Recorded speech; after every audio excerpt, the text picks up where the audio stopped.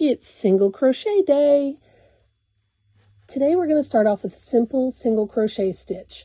It is one of the most important stitches you will learn because it is the basis of every other stitch. We'll go step by step where to insert your hook, yarning over and pulling through, and then finishing the stitch. Focus on keeping your stitches loose enough to move your hook easily.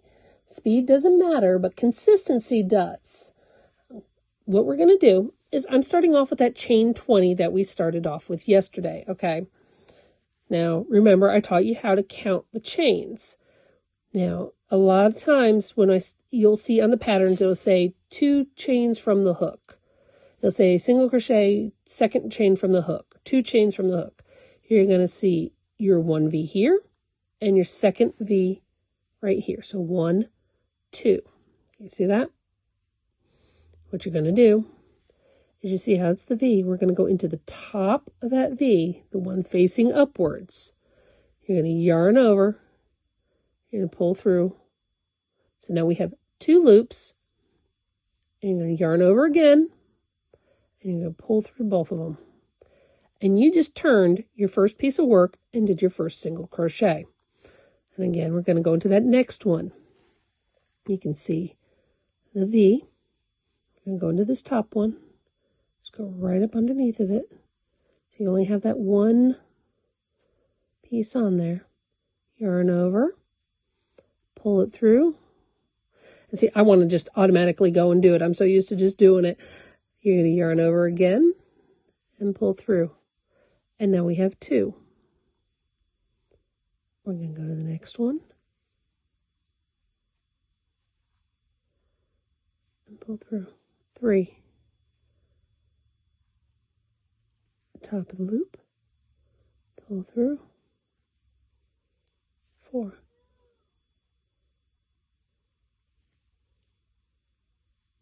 And we're just going to kind of keep going.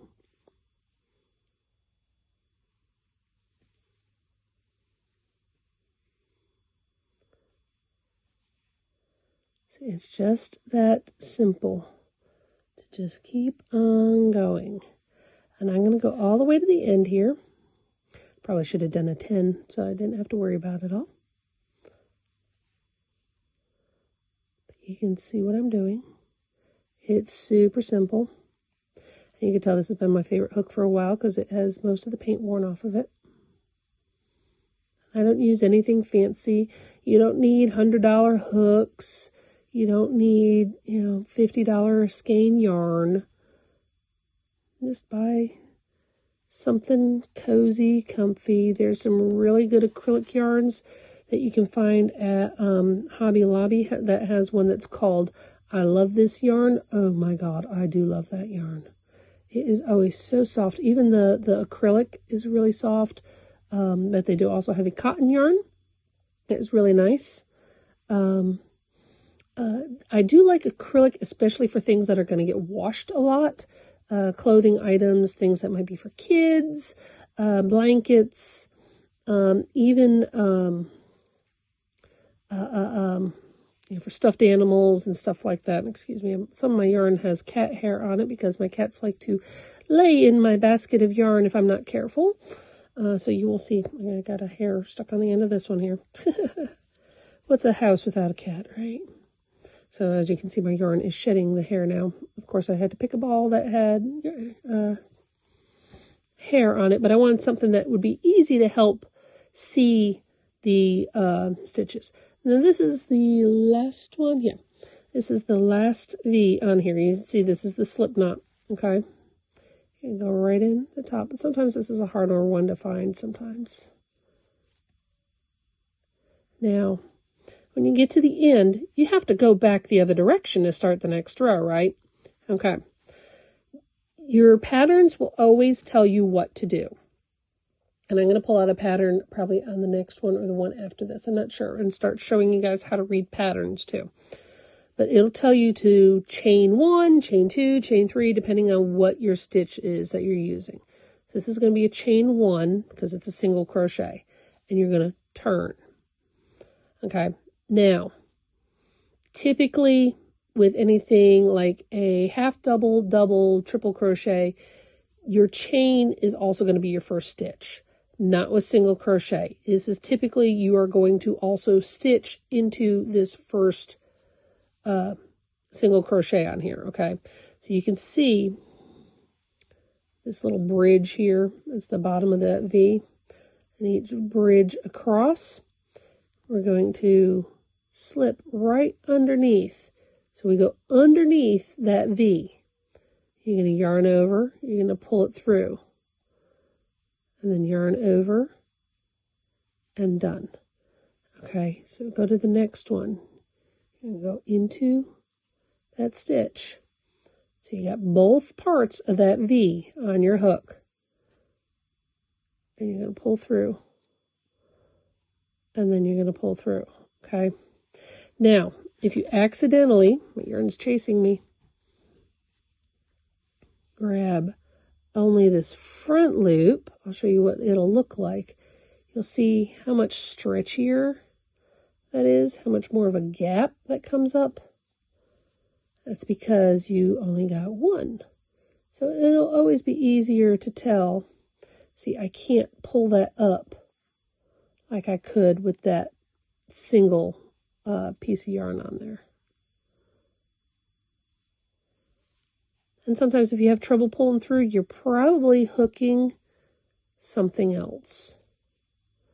But see, I'm not tight. I got some space here. I got a gap. If you do it too tight, and I'll show you what happens if I do it too tight. If I do too tight, you're not, see how tight that is? You're going to have a hard time when you come back over that stitch to work it with your next row. So always make sure, and I'm going to take it off because it's hard to loosen it up. Stay loose. Keep your hands loose. See, there's not much tension over here. And take your time. Learn how to do it. Focus on each stitch and just work through it one stitch at a time. What I want you to do for this practice is I want you to single crochet a small square. I would suggest doing about the 20 across like we did, and then maybe do 10 or 15 rows. So make sure you keep track of your rows. You can either jot them down, say them in your head, or you can learn to count your rows. So you've got, it's a little difficult on this yarn because it is different color, but you see I got a row here, and then this is the next row here. So there's always a hole kind of in the middle. After a while, you kind of almost learn how to feel where your rows are. You're like, okay, there's the end of a row, there's the end of a row. Double crochet is definitely much easier to tell the difference in your rows. Single crochet, they can kind of blend together. You just kind of have to eventually learn what to look for. Like I said, I am self-taught, so I didn't have anybody teach me any technical terms or ways or anything like that. So, but if anybody has any questions, always feel free to drop a question down below. I would love to see the squares that you guys have made and see how well you guys are progressing. So please make sure to post some pictures of what you've done so far. On every module, that is always a good idea. Let me know. Ooh, see, I slipped out. Let's see, that's the joy that I do love about crochet. Sorry, I almost said knitting. Is that if you drop your stitch, I lost a couple. At least it didn't run down your work. Because if I did that with knitting, you drop a stitch, sometimes you don't know it for 4 or 5 rows. The next thing you know, you have a run going down through your work, and you got to work your stitch all the way back up, or just frog it all out and start over, and that is no fun. So we'll just finish up this row with you here. And I'll show you how to end it, because this can be kind of a tricky one on your first row, because you got this chain on the end that just doesn't quite want to line up right. And let's see. This is the last stitch here. You can see how it kind of sticks out a little bit there. See how it's not perfectly straight? It's because that chain is sticking there. So what you're going to do is you're going to come down, and this can be a little difficult. You kind of have to play with it a little bit. Find that stitch and run an extra single crochet. Actually, that's not going to work either. I'm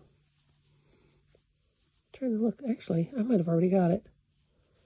No, I did already get it. I'm sorry. Sometimes they're really hard to see, sometimes they're not, because there's my V. So we are good. So there is your first 2 rows of single crochet. Go ahead and keep going for about another 8 or 10 rows at least. Get some practice in. Remember, keep your hands loose. If you need to pause and just relax your hands out, go for it, okay? And I can't wait to see how your square came out.